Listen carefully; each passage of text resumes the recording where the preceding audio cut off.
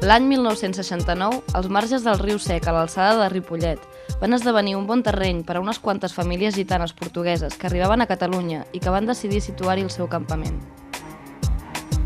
L'any 1983 es fa el primer cens comptabilitzant 150 persones que vivien en 27 barraques. L'augment de la població gitana causat pel desmantellament d'altres campaments provocà crispació social a Ripollet, on es detectaren els primers indicis de rebuig cap a aquest col·lectiu. Al 1987, el campament compta ja amb 1.000 persones instal·lades en 50 barraques en condicions precàries. En aquest moment, el problema arriba al seu punt àlgid.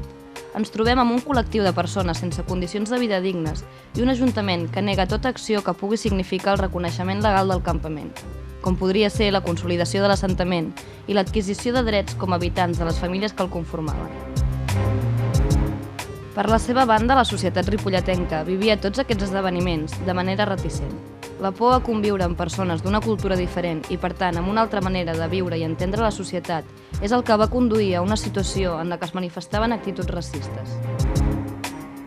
Si entenem això com un cas de racisme i l'analitzem, ens adonarem que el criteri de la població estava fortament condicionat per la informació, a vegades errònia i a vegades incompleta, que les administracions públiques de Ripollet oferien. Revisant publicacions i materials al moment, ens adonem que el campament gitano del riu Sec se'ns presenta com un problema que podria no haver-ho estat si la gestió s'hagués portat des de la solidaritat, en comptes de mostrar-nos aquest col·lectiu com un perill per a la salut dels ciutadans. La desinformació i els prejudicis cap a qualsevol moviment migratori acaben generant rebuig per part de la societat d'acollida, i així fou a Ripollet, de la mateixa manera que en l'actualitat amb els immigrants extracomunitaris. Durant l'any 1987, el consistori municipal negà inicialment l'escolarització de nens i nenes d'ètnia gitana del riu Sec com a mitjà de pressió.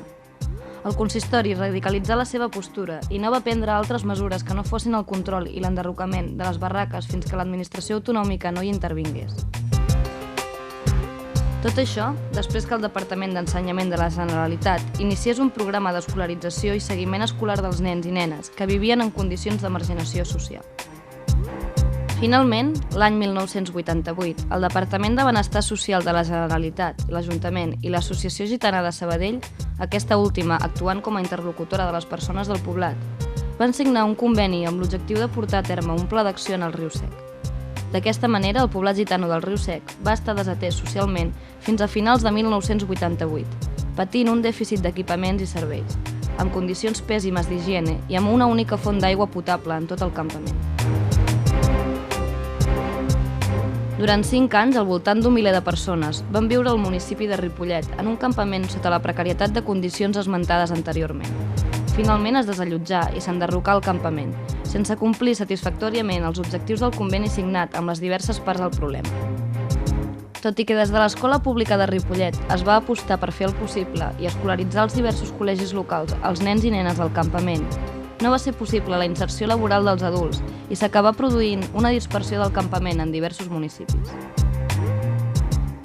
Moltes famílies d'ètnia gitana van rebutjar aquest trasllat, però la necessitat de solucionar els seus problemes de vivenda, treball i marginació social va portar a l'acceptació d'una solució que acabava amb el problema per a tothom, excepte per a ells.